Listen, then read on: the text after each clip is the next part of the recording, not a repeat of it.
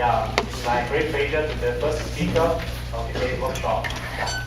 So my name is Shuicheng Yan. So today I would like to introduce one reason to work in my group on the preliminary study of the floating retrieval. So here I'd like to give the greater side my lab papers and also Shuicheng. Yeah. So before we jump into the details, so let's look at one job I just saw maybe 2 or 3 weeks ago. That is what to wear for different activities for the male and female. So let's look at the 3 activities. For example, the party, and the third one is travel. So we can see that actually for both male, the dressing style are quite consistent for different activities. Yeah. But for female, actually, the dressing style will be totally different for different activities. I think this is quite consistent with common sense because, well, because female enjoys shopping, right?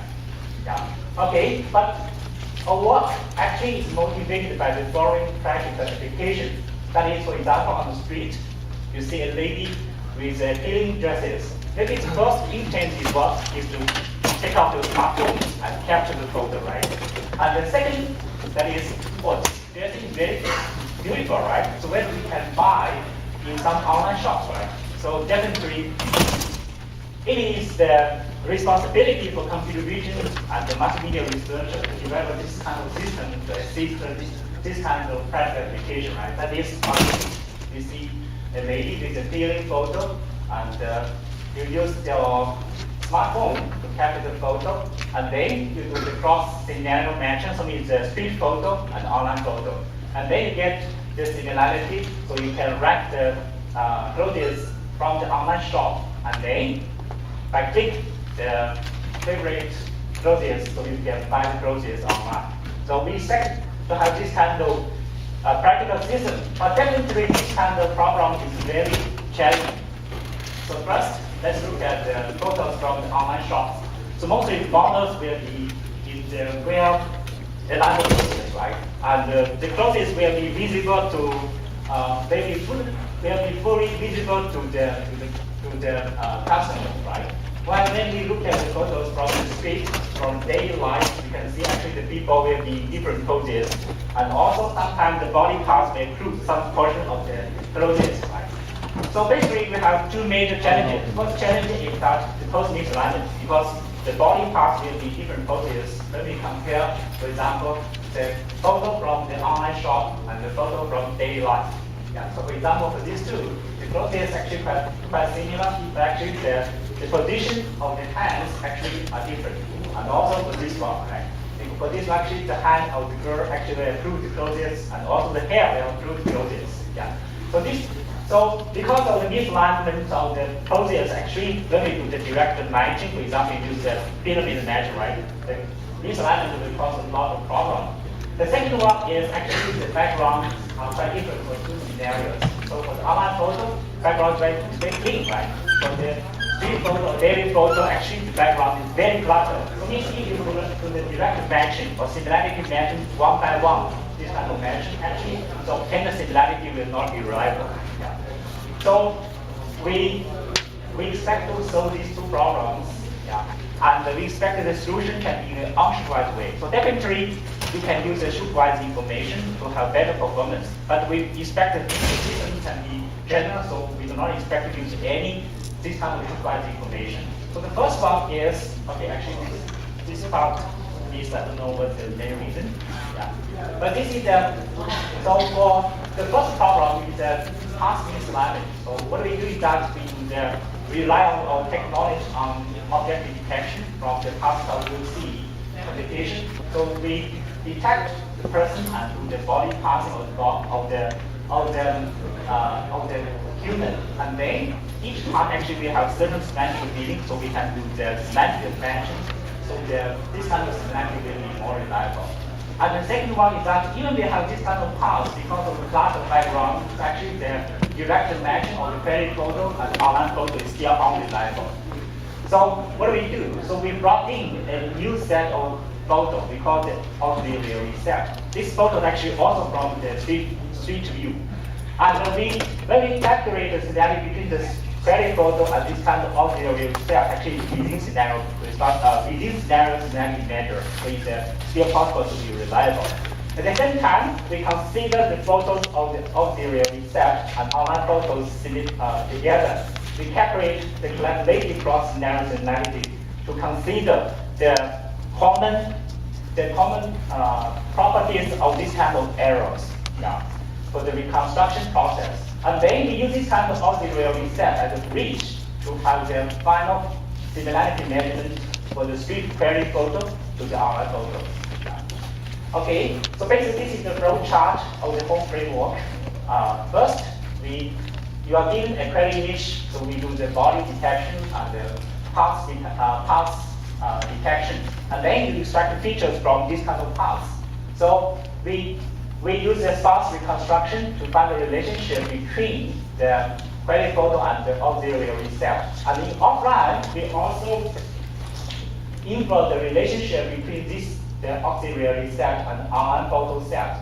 And this actually is based on the CFA selective sparse reconstruction, but we have the structure file for the arrow matrix. I will use later on how to impose the structure file for the arrow item. And then in this way, you can find the relationship between this set and this set. Yeah.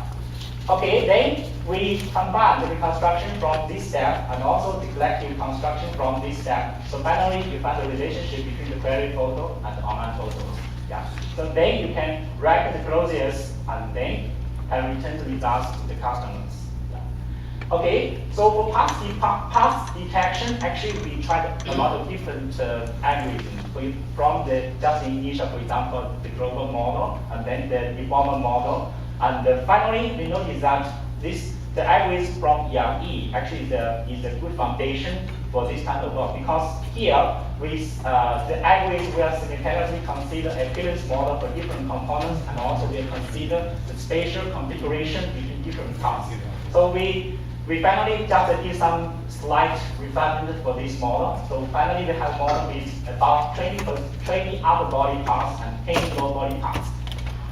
So for online photo and also the street photo, we detect the parts of the body, and then for each body part, we divide into the blocks. And for each block, we extract the 5 types of features, that is counter background walls, HOG, and also the HOG. And then we combine all these features together to have this kind of block-based representation. So for this kind of representation, the good way is that because of the cost of the global translation or orientation can be handled well. At the same time, actually, the local configuration of the manual parts actually will be considered. Okay, as we just mentioned, for the query photo and this kind of auxiliary set, we will have the construction relationship, case relationship. So that is the one-to-many relationship. And for this kind of auxiliary set and online photo, we use the set reconstruction relationship. For each photo in this set, we have the sparse representation, but definitely we have certain commonalities between the different reconstruction for the arrow matrix. The intuition is from here. That is, for example, for the blocks corresponding to the background, so definitely the arrow will commonly large and dense for most reconstructions. While for the blocks on the foreground means on the body, actually this arrow will be much smaller. That also means for different reconstruction, so we can have this kind of natural group sparsity reconstruction arrow. So we can have this kind of formulation. So this is a very common one. And I think John is definitely an expert in this direction. Okay, so here is that for each image in the auxiliary set, we have the sparse reconstruction, and we have this kind of group sparsity of the arrow, and then we have this kind of reconstruction in the sparse. So definitely we can also change this reconstruction into some other visualization term, for example, the low rank or some other visualization term. But actually, we notice that the difference is not too big, so we just use this one for this case. Yeah. So this is the convex optimization problems. You can have different ways for the optimization. So for us, we bring an extra auxiliary variable, and they have this kind of constraint optimization problem. We use the popular augmented Lagrange multiplier for the optimization. And then we optimize the error matrix and the reconstruction matrix and the auxiliary variable matrix iteratively, and then finally we can obtain the results for the reconstruction coefficient matrix of the Z. So this is the collective relationship between the auxiliary set and the online photo. And this is the bridge to have the relationship between the query photo and the online short photos. Yeah. Okay, so this is the unsupervised framework, and because we consider the cross scenario, actually currently we do not have any database can be used to do this kind of experiment, right? So what we do is that we collect the database, two data sets. Actually, one is from the online shops, for example, another popular online shops, and another set is from the fleet. This is more like the street photo. Yeah. And we notice that actually for the online photos, we have three types of photos. One is just and some photos actually just include the low body, and some actually the full body. So to simplify the database, we separate this kind of photo into two parts. Then we can have the one upper body database and another is a low body database. Yeah. So for the online shop database, we have the up body and low body. At the same time, we have a training set and a query set. Actually, this training set is not really training set, it's a purpose for retrieval. Yeah. But for the daily photo or the street photo, actually we have the auxiliary set and the query database. So actually this is a bridge to find the relationship between the query photo and the training photo in the online shops. Yeah. Okay, so to evaluate the effectiveness of this kind of framework, we manually selected the 15 kinds of closing attributes and then use the mechanical term to label all these kinds of attributes. So actually, these 15 kinds of attributes were selected based on the online study of a lot of these kinds of online shops, or even some documents, even some books to study this kind of information. And for example, the color, and for example, whether this clothing will with the button or not, and where this photo actually the clothing will with the zip. Yeah. And also the sleeve style, for example, is a long sleeve or short sleeve or even sleeveless. Yeah. Okay, so based on this database, then we can evaluate the performance of the retrieval system. So we use the relevance score, relevance precision. So it means we find the top K images and then calculate the relevance of the returned photo with respect to the query photo. So it means because we have the ground truth attributes for all the images, so it means we can calculate for the result image what is the number of the common attributes for the result image. And then we sum all the relevance score and divided by normalized vector, actually a normalized term. So this actually is the total number of attributes for all the images. Okay. Okay, so for experiments, actually we have the low part and upper part. We evaluate the low part and upper part separately, and at the same time we consider this kind of within scenario and the cross scenario. So it means within scenario we use a query image from the online shops, but for the cross scenario we consider photos from the street photos. Yeah, but the database for retrieval actually are all from the online database. Yeah, online shops. Yeah. So first, let's look at the difference, the gap for the within scenario and cross scenario retrieval.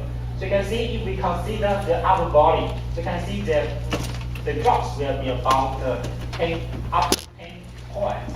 But for the below part, actually the low part actually the drop will up to sometimes even 20%. So it means the cross scenario image retrieval actually is more challenging compared with the within scenario.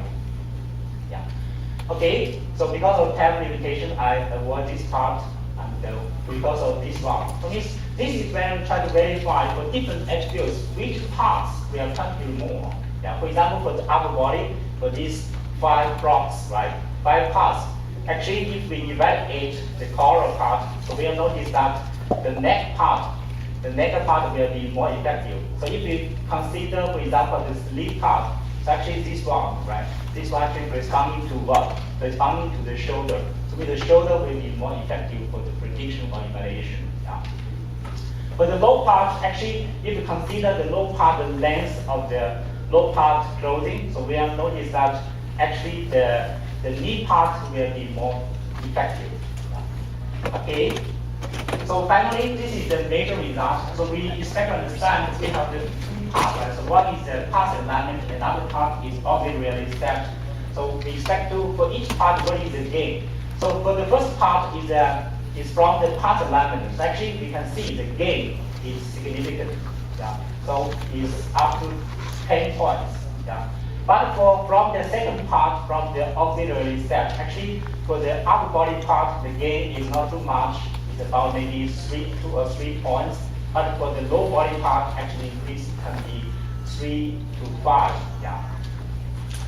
Okay.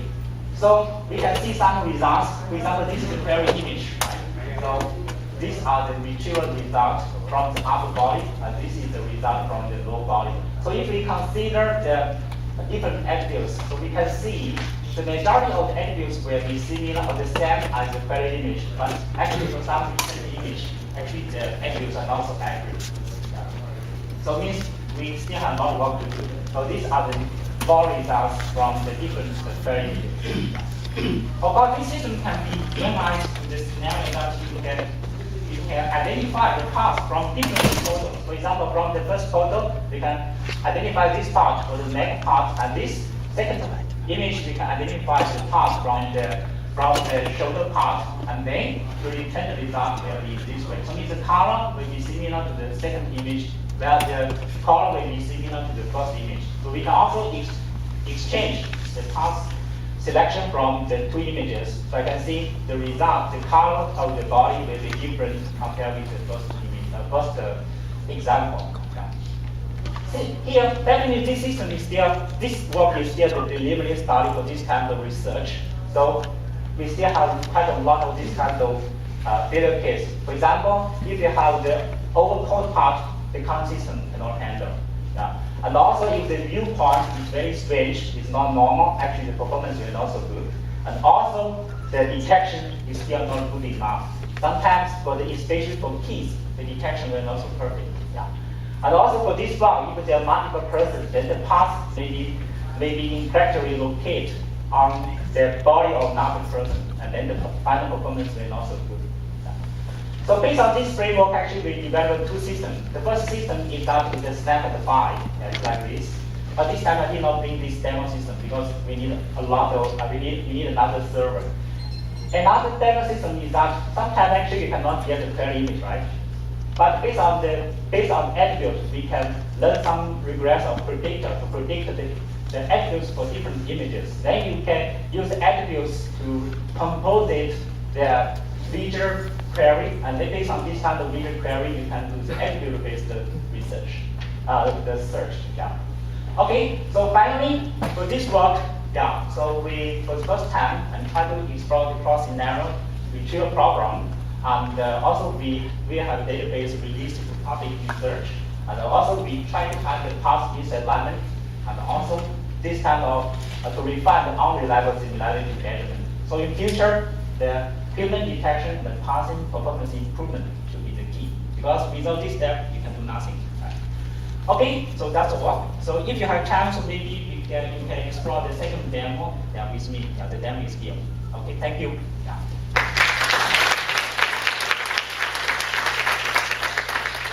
No time, right? No time for QA. You have, okay. So you assume that all attributes are equally important, right? But this is not really true because, I mean, eventually you should just a woman, right? I mean, sometimes maybe I don't care about the color, but I want to get this particular shape or so. So can you have some way to put this one into your system? Yes. So as I just mentioned, right? So actually this system you can get photo, right? So you can use the whole photo for the retrieval. At the same time, you can also, for example, have a trendy part for the upper body, right? So you can identify this part is very important for me, and this part is not so important, I do not see that. So means, so for this kind of system, actually you can manually select the parts. Yeah. No, but I was more like, you know, as the user side, because the user can tell you which parts are more important, right? Because when I go shopping, I may not care about the color, but I want to get this particular type of shirt, or the other way around, but only the user can tell you about it. And then you can use the second system. Yeah, because this system actually you can identify what kind of attributes you expect to use. Yeah. So for example, you care about whether it is what is the style of the collar, right? And what is the length of the sleeve, right? So you can manually select the different kind of attributes. Yeah. I would rather have a system to dresser than to dresser. That's okay. Yeah, because this is still so actually this here is initial demo. Yeah. This one is more measured. This one is still initial demo. Yeah. But it definitely can improve. Yeah. So they mentioned the auxiliary data set, secondary data set, help a lot. Can you give some intuition? Okay, so actually, motivated by the recent research, I always think that if you expect to measure the similarities between data to data, so one way is 1 to 1, right? 1, 1. So means is, for example, is a traditional nearest neighbor, right? Another way is 1 to many. So means it's based on this kind of reconstruction, right? But I fear maybe the third way is even better. Is many to many. Yeah. So means many to many. So means what? So means you can explore certain commonality between different images, different semantic measurement process. Yeah. So for this kind of the motivation to utilize this kind of auxiliary set is that if you directly measure the query photo from the street, right, these photos are large because background part actually we cannot identify which part is background, which part is the real difference, right? If we just consider the query photo with the photo from the online shop. But if you have multiple photos from the street, so means it is possible for you to identify which part is the background. So this part actually will be removed for the similarity measurement. Yeah. So means many to many relationship should be more reliable to uncover the relationship between the samples. Yeah. So can also be up for low body. Seems the performance gain is not as big as the upper parts. Yes, because sometimes the upper body parts, I think maybe sometimes is relatively more aligned, more well aligned compared with the low body part. That's why for the low body part, actually this kind of auxiliary set will be more useful.